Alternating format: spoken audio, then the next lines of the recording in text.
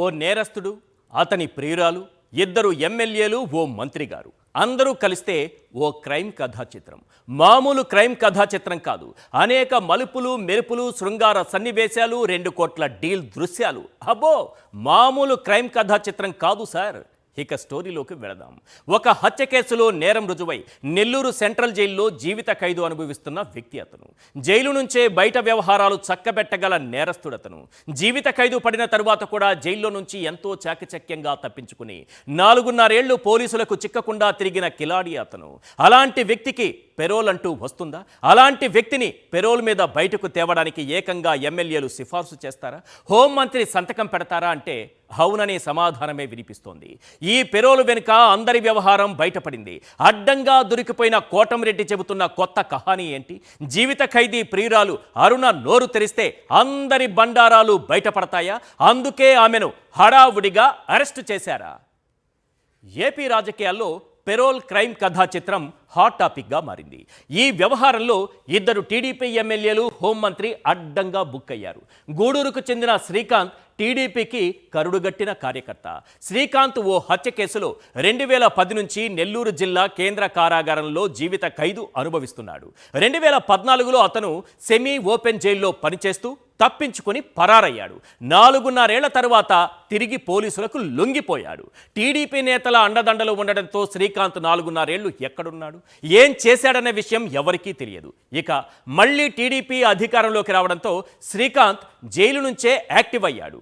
టీడీపీకి చెందిన 2 ఎమ్మెల్యేల సహకారంతో పెరోల్కు దరఖాస్తు చేసుకున్నాడు. టీడీపీ ఎమ్మెల్యేలు కోటంరెడ్డి శ్రీధర్ రెడ్డి, పాశం సునీల్ లేఖలపై హోంమంత్రి అనిత సంతకాలు చేశారు. హోంమంత్రి అనిత ఎండార్స్మెంట్ పైనే ఫైల్ కదిలింది. మే 16న హోంమంత్రి అనిత ఫైల్పై సంతకం చేసి పంపగా హోంమంత్రి ఆదేశాలతో హోంశాఖ ఫైల్ సిద్ధం చేసింది. అయితే పెరోల్ ఇవ్వద్దని, అతను బయటకొస్తే శాంతి భద్రతలు అదుపు తప్పే అవకాశం ఉందని తిరుపతి జిల్లా ఎస్పీతో పాటు గూడూరు డీఎస్పీ, సిఐ, జిల్లా కేంద్ర కారాగార సూపరింటెండెంట్ హోంశాఖ దృష్టికి తీసుకెళ్లారు. ఫలితంగా శ్రీకాంత్కి పెరోల్ ఇవ్వడం సాధ్యం కాదని హోంశాఖ జాయింట్ సెక్రటరీ తిరస్కరించారు. జూలై 16న శ్రీకాంత్ పెరోల్ ఫైల్ను హోంశాఖ జాయింట్ సెక్రటరీ తిరస్కరించారు.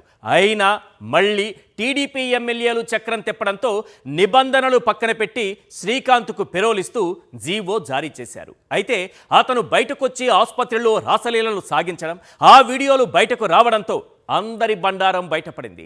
హడావుడిగా అతని పెరోల్ రద్దు చేశారు.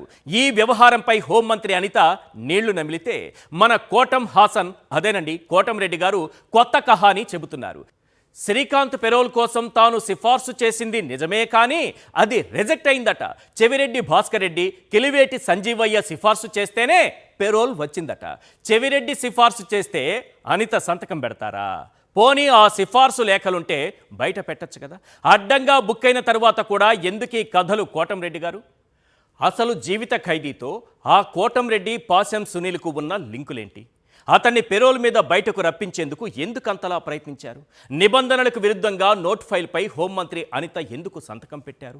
ఈ పెరోల్ వెనుక అసలు కథేంటి? దీనికోసం ఎంత డీల్ కుదిరింది? హడావుడిగా శ్రీకాంత్ ప్రియురాలు అరుణను ఎందుకు అరెస్టు చేశారు? ఆమె తనకు ప్రాణహాని ఉందని ఎందుకు చెప్పారు? ఆమె నోరు తెరిస్తే ఆ ముగ్గురి బండారాలు బయటపడతాయా? అందుకే ఆమెను అరెస్టు చేశారా? ఈ ప్రశ్నలకు ఇప్పటికే దాదాపుగా సమాధానాలు వచ్చేశాయి. కాకపోతే ఈ పెరోల్ క్రైమ్ కథా చిత్రంలో 2 టీడీపీ ఎమ్మెల్యేలు, హోంమంత్రి పాత్రలు పబ్లిక్గా బయటపడిన తర్వాత కూడా చంద్రబాబు ఏ చర్యలు ఎందుకు తీసుకోలేదన్న ప్రశ్నకే ఇంకా సమాధానం దొరకలేదు. కోటంరెడ్డి ఎంత మంచి నటనా చాతుర్యం ప్రదర్శించగలరో మనకు తెలుసు. సునీల్లోనూ పైకి కనిపించని గొప్ప కోణం ఒకటి ఇప్పుడు బయటపడింది. ఇక అనిత గారు, మేడం గారి నోటికి అడ్డు అదుపు ఉండదు. ఎదుటి వ్యక్తులంటే అస్సలు గౌరవం ఉండదు. జగన్మోహన్ రెడ్డి గారి ఇంట్లోకి దూరి అన్ని విషయాలు చూసినట్టు మాట్లాడతారు. పాపం దేవుడు అన్నీ గమనించే మేడం గారి అసలు స్వరూపాన్ని ఇలా పెరోల్ రూపంలో బయటపెట్టారు. రాసలీలల ఖైదీకి పెరోల్లో ఆ ముగ్గురి రోల్ గురించి మాట్లాడుకోవడం కంటే బెస్ట్ ఆఫ్ లక్ చెప్పడమే కరెక్ట్. ఇది మాత్రం గన్ షాట్.